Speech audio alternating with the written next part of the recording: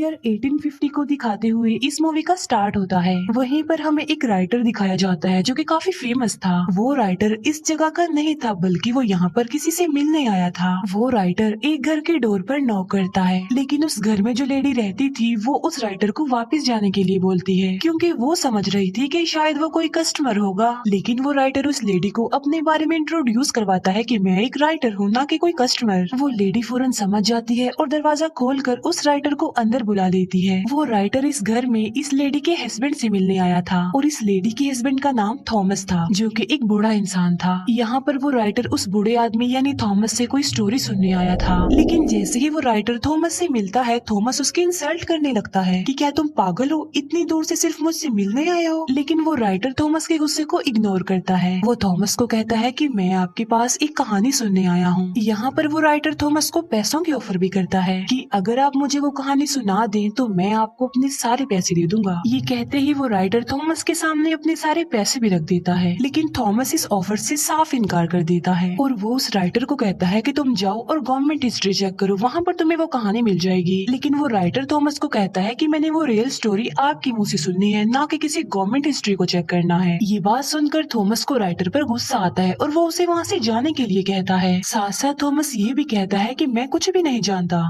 ये बात सुनकर वो राइटर अपसेट होकर वहाँ से जाने लगता है, लेकिन जो थॉमस की वाइफ होती है वो राइटर को वहाँ से जाने नहीं देती, वो उसका रास्ता रोक लेती है। थॉमस की वाइफ राइटर से माफी भी मांगती है उसके हस्बैंड के बिहेवियर पर। थॉमस की वाइफ राइटर को कहती है कि तुम उसकी किसी भी बात का माइंड मत करना, क्योंकि उस स्टोरी के बारे में थॉमस ने आज तक किसी को भी नहीं बताया, इवन मुझे भी नहीं। और यहाँ पर थॉमस की वाइफ खुद थॉमस के पास जाकर उससे रिक्वेस्ट करती है कि वो अपनी स्टोरी सुनाए और उस इंसिडेंट के बारे में जो उनके साथ पेश आया था। तो फाइनली थॉमस अपनी वाइफ की रिक्वेस्ट सुनकर स्टोरी सुनाने के लिए एग्री हो जाता है। दूसरी बात ये है कि वो लोग काफी गरीब थे, उन्हें पैसों की जरूरत भी थी, इस वजह से भी थॉमस को मानना पड़ता है। थॉमस उस राइटर को अपने पास बुलाता है और उससे कहता है कि मैं तुम्हें सिर्फ उतनी ही स्टोरी सुनाऊंगा जितनी तुम बर्दाश्त कर सकोगे, क्योंकि ये कोई आम बच्चों की कहानी नहीं थी बल्कि ये काफी दुखी कहानी थी। थॉमस बताता है कि ये मेरी लाइफ का एक ऐसा इंसिडेंट था जिसने मुझे चेंज कर दिया। और अब थॉमस अपनी कहानी सुनाना स्टार्ट कर देता है। ये ईयर 1820 होता है। ये उस वक्त की बात है जब समंदर में व्हेल का शिकार किया जाता था। अब क्योंकि व्हेल का ऑयल काफी महंगा था इसीलिए उसका शिकार किया जाता था। उस वक्त काफी लोग व्हेल के ऑयल का बिजनेस किया करते थे और ये चीज उनमें कोई नॉर्मल नहीं थी, बल्कि लोगों को तो व्हेल का शिकार करने का, उसका ऑयल निकालने का बहुत ज्यादा क्रेज था। इवन लोग इस बात पर बेट भी लगाया करते थे कि जितने भी शिप समंदर में जा रहे हैं उसमें से ज्यादा ऑयल कौन सा शिप लेकर आएगा। वहीं पर हमें एक पर्सन दिखाया जाता है जिसका नाम होता है ओवेन। ओवेन जो कि एक कंपनी के लिए काम करता था। ओवेन की एक वाइफ भी थी, इसका मतलब ये था कि वो अपनी लाइफ में बहुत खुश था। ओवेन जिस कंपनी के लिए काम किया करता था उनका काम भी ये था कि वो व्हेल्स का शिकार किया करते थे। जाहिर सी बात है ये कंपनी भी ऑयल हासिल करने के लिए ऐसा किया करती थी। ओवेन उस कंपनी के हेड से मिलता है। वो ओवेन को बताते हैं कि इस बार हम समंदर में व्हेल का शिकार करने के लिए अपना सबसे एक्सपेंसिव शिप भेजने वाले हैं। वो लोग ओवेन को कहते हैं कि उस शिप का ऑफिसर हम तुम्हें बनाकर भेजने वाले हैं। ये बात सुनकर ओवेन काफी अपसेट हो जाता है, क्योंकि इन लोगों ने ओवेन से प्रॉमिस किया था कि नेक्स्ट टाइम तुम ही कैप्टन बनोगे, लेकिन उन लोगों ने अपना वादा पूरा नहीं किया क्योंकि वो तो कैप्टन किसी और को बना रहे थे और जिसको वो कैप्टन बनाना चाहते थे उसका नाम जॉर्ज था। जॉर्ज असल में कंपनी के एक ऑनर का बेटा था। इस बार भी कंपनी के वो हेड्स ओवेन से प्रॉमिस करते हैं कि हम नेक्स्ट टाइम तुम्हें ही कैप्टन बनाएंगे। अब क्योंकि ओवेन एक काबिल इंसान था इसीलिए उसकी सैलरी बढ़ा दी जाती है और इसीलिए ओवेन उनकी ये बात मान लेता है और वो उन लोगों को कहता है कि मुझे रिटर्न फॉर्म में दो कि नेक्स्ट टाइम तुम मुझे ही कैप्टन बनाओगे। फिर हम देखते हैं कि ओवेन अपने सफर पर जाने के लिए तैयारियां वगैरह कर रहा था।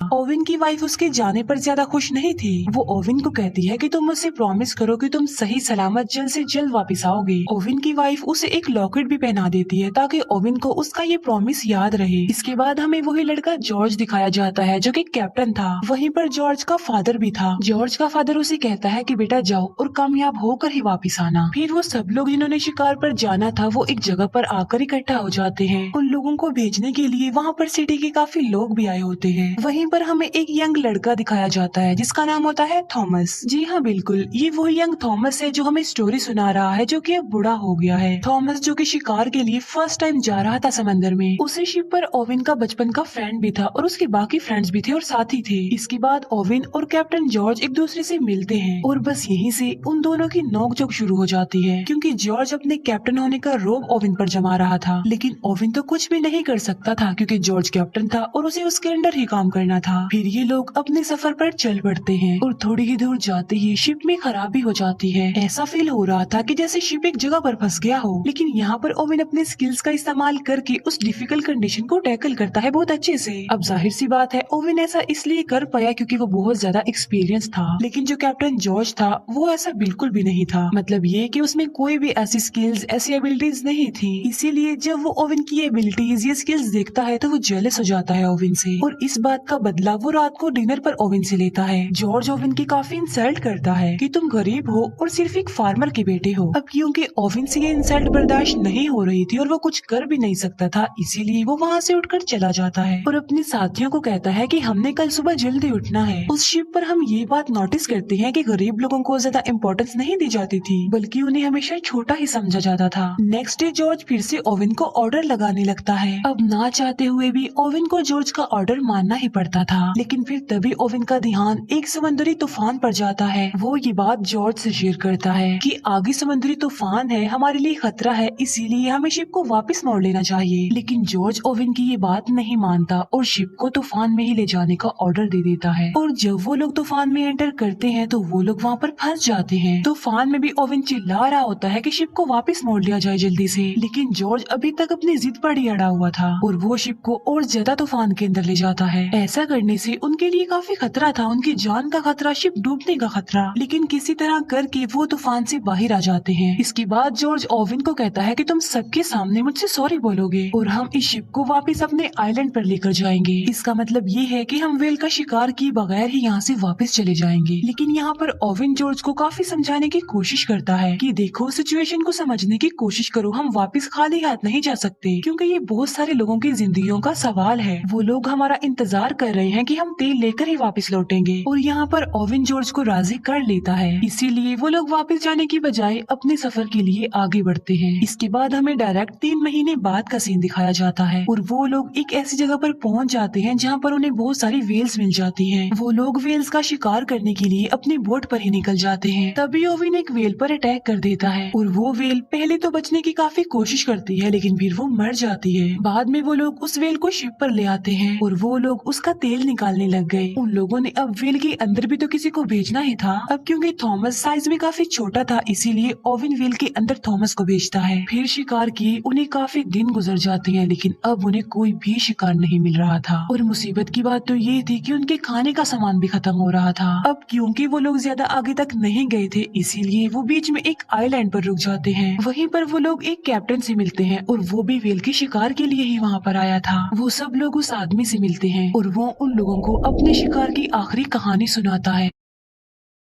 वो बताता है कि हम समंदर के बिल्कुल बीचों बीच आ गए थे, जहाँ पर उनका सामना समंदर की सबसे बड़े वेल से हुआ और वो वेल बहुत ज्यादा लंबा और बड़ा था, जिसे ग्रेट वेल कहा गया है। लेकिन ग्रेट वेल ने उनके शिप पर अटैक कर दिया, जिससे उनका शिप डिस्ट्रॉय हो गया, जिससे कैप्टन का एक हाथ और एक बाजू टूट गया और उसके बाकी साथी भी मर गए। लेकिन वो लोग उसकी बातों को सीरियस नहीं लेते। वो सोच रहे थे कि ये कोई मनगढ़ंत कहानी सुना रहा है, इसीलिए वो कैप्टन वहाँ से चला जाता है। लेकिन अब इन लोगों के दिल में लालच आ गई थी कि हमें भी उस जगह पर जाना चाहिए जहाँ पर वो ग्रेट वेल है। इसके बाद वो उस लोकेशन पर जाने के लिए आगे बढ़ते हैं। फिर हमें डायरेक्ट 14 महीने बाद की कहानी दिखाई जाती है और इतना ज्यादा सफर करने के बाद फाइनली वो उस जगह पर पहुँच जाते हैं जिसका उस कैप्टन ने इन लोगों को बताया था और जहाँ पर वो ग्रेट वेल था। वो सब लोग अपने अपने हथियार लेकर, बोट्स लेकर उस जगह पर जाने लगे। अभी वो लोग आगे बढ़ ही रहे होते हैं कि ओवेन की बोट पर कोई अटैक कर देता है, जिसकी वजह से वो लोग बोट से गिर जाते हैं और यहाँ पर वो लोग फर्स्ट टाइम अपनी आंखों के सामने इतना बड़ा वेल, वो ग्रेट वेल देखते हैं। ये बिल्कुल वैसा ही वेल था जैसे उस कैप्टन ने स्टोरी सुनाई थी, लेकिन वो ग्रेट वेल फिर वहाँ से जाने लगी। लेकिन ओवेन के जो बाकी साथी थे वो अभी तक बोट में ही बैठे हुए थे, इसीलिए मौके का फायदा उठाकर वो एक वेल पर अटैक कर देते हैं, जिससे वो वेल को तो मारने में कामयाब हो जाते हैं। लेकिन उन्हें ऐसा करता देख वो ग्रेट वेल देख लेती है, इसीलिए वो सीधा आकर उनकी शिप पर ही अटैक कर देती है, जिसकी वजह से शिप डूबने लगती है। जॉर्ज भी बोट में बैठा हुआ ये सब कुछ देख रहा था, इसीलिए वो उस वेल को वहीं पर छोड़कर वापस अपने शिप की तरफ आने लगता है। अब क्योंकि उनका शिप डूबने लगा था, तो इसीलिए जॉर्ज सबको ऑर्डर देता है कि वो शिप को छोड़ दे जल्दी से। वो सब लोग अब बोट्स में आ गए और जितना भी खाना पीना उनके हाथ लग गया था वो उसे ले लेते हैं। इसके बाद नेक्स्ट मॉर्निंग हम देखते हैं कि वो वहाँ से निकलने के लिए समुद्री मैप को देख रहे थे, लेकिन उन लोगों का वहाँ से निकलना अब काफी मुश्किल हो गया था, क्योंकि वो लोग फिर से एक समुद्री तूफान में फंस चुके थे। इसी तूफान में ओवेन का बचपन का फ्रेंड भी काफी इंजर्ड हो जाता है। अब आहिस्ता आहिस्ता दिन गुजरने लगे। ओवेन अपने जख्मी फ्रेंड की मदद किया करता था, जबकि ओवेन के बाकी साथियों को वो सिर्फ बोझ ही लग रहा था और कुछ नहीं। इसके बाद हमें 1 महीने बाद की स्टोरी दिखाई जाती है, जहाँ पर इन लोगों के पास अब खाना भी खत्म हो गया था। उनकी हालत इतनी ज्यादा खराब हो गई थी कि अनकरीब वो मरने वाले थे, लेकिन तभी उनके एक साथी को जमीन नजर आ जाती है, इसीलिए उन्हें थोड़ी तसल्ली हो जाती है और वो उस जमीन की तरफ जाने लगते हैं। अभी वो लोग बस किनारे तक पहुँचने ही वाले होते हैं कि ओवेन को वहाँ पर कुछ फील होता है, और वो कोई और नहीं बल्कि ग्रेट वेल थी,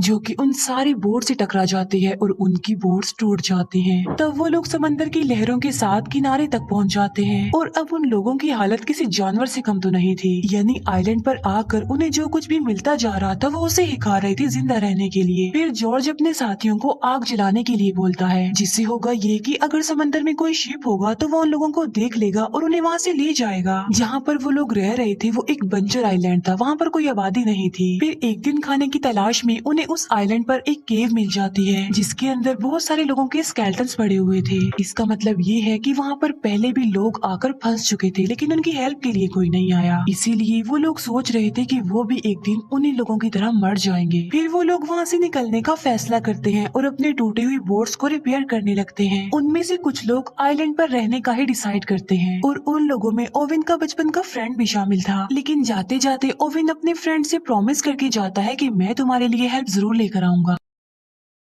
फिर इसके बाद हमें 48 दिन बाद की कहानी दिखाई जाती है, और उन लोगों का काफी बुरा हाल था। खाए पिए बगैर वो लोग बहुत मुश्किल से ही जिंदा थे। और फिर हमें दिखाया जाता है कि उनका एक साथी मर जाता है। तब ओवन का एक फ्रेंड उसकी डेड बॉडी को समंदर में फेंकने वाला था, लेकिन फिर वो लोग एक काफी अजीब चीज डिसाइड करते हैं। वो डिसाइड करते हैं कि हम इसको फेंकेंगे नहीं बल्कि हम इसको खा लेंगे। अब क्योंकि ऐसा करना तो उनके लिए काफी मुश्किल था, लेकिन इसके अलावा उनके पास और कोई ऑप्शन भी तो नहीं था। सब लोग इस बात की वजह से काफी अपसेट भी होते हैं, लेकिन जिंदा रहने के लिए अब उन्हें कुछ तो करना ही था ना, क्योंकि वो एक ऐसी सिचुएशन में फंस गए थे कि वो बिल्कुल बेबस थे। इसीलिए वो अपने उस फ्रेंड को खा लेते हैं, और कहानी फिर वापस से प्रेजेंट टाइम में आ जाती है, जहाँ पर हमें बूढ़ा थॉमस दिखाया जाता है। जहाँ पर थॉमस काफी दुखी था कि उन्हें अपने ही साथियों की डेड बॉडी को खाना पड़ा। लेकिन तभी ओवेन की वाइफ भी वहाँ पर रोते हुए आ जाती है। वो अपने हस्बैंड की दुख भरी कहानी सुनकर और ज्यादा दुखी हो गई थी। फिर वो थॉमस को कहती है कि इसकी आगे की स्टोरी सुनाओ। फिर उस इंसिडेंट के बाद 1 महीने बाद का सीन दिखाया जाता है, जहाँ पर ये लोग अभी तक समंदर में फंसे हुए थे और वहीं पर भटक रहे थे। अब क्योंकि भूख की वजह से उनका काफी बुरा हाल था, इसीलिए वो मजबूर होकर सरवाइव करने के लिए आपस में ही एक गेम खेलते हैं, जिस गेम में अगर कोई हार जाता था तो उसे मार दिया जाता था, और बाद में वो सारे साथी मिलकर उसे खा लेते थे। फिर एक दिन वो कैप्टन जॉर्ज हार जाता है। जॉर्ज अपने कजन को गन देकर कहता है कि तुम मुझे शूट कर दो और मुझे मार डालो, लेकिन जॉर्ज का वो कजन उसे शूट करने की बजाय खुद को ही शूट कर लेता है और बाकी लोग उसे खा लेते हैं। फिर एक दिन उन्हें फिर से वही ग्रेट वेल दिखाई जाती है। तब ओवेन उस वेल पर अटैक करने ही वाला होता है कि तभी ओवेन उस वेल की आंख देख लेता है, इसीलिए ओवेन उस वेल पर अटैक नहीं करता और वो भी वहाँ से चली जाती है। फिर काफी दिन बाद एक शिप दिखाया जाता है, और उस शिप के लोग जॉर्ज की बोट को देख लेते हैं, इसीलिए वो लोग उनकी हेल्प करते हैं। और जब शिप का कैप्टन ये देखता है कि बोट में इंसानी हड्डियां पड़ी हुई हैं, तो वो काफी शॉक्ड रह जाता है। और वो बोट जिसमें ओवेन और थॉमस थे थे वो तो दूसरी बोट से अलग हो चुकी थी। ओविन और थॉमस का काफी बुरा हाल था, वो मर रहे थे। लेकिन फिर तभी ओविन की नजर एक शिप पर पड़ती है और वो हेल्प के लिए उस शिप को बुला लेते हैं और फिर इस खतरनाक सिचुएशन से वो बाहर आ जाते हैं। फाइनली उन लोगों को बचा लिया जाता है और कुछ दिनों बाद उन्हें उनके घर पर लाया जाता है, जहाँ पर सिटी के लोग उन लोगों को देखकर काफी हैरान रह जाते हैं, क्योंकि उन्होंने तो एक्सपेक्ट किया था कि ये तो कब से ही मर चुके होंगे। वहीं पर ओविन की वाइफ भी उसके लिए वेट कर रही थी। ओविन की वाइफ जल्दी से उसके पास आती है और वो दोनों मिलते हैं। फिर उसी दिन ओविन और थॉमस मिलते हैं, जहाँ पर ओविन थॉमस को निशाने के तौर पर अपने वेल पिन दे देता है। इसके बाद कंपनी के लोग ओविन और जॉर्ज को बुलाते हैं उनसे स्टोरी सुनने के लिए, जो उनके साथ समंदर में बीत चुका।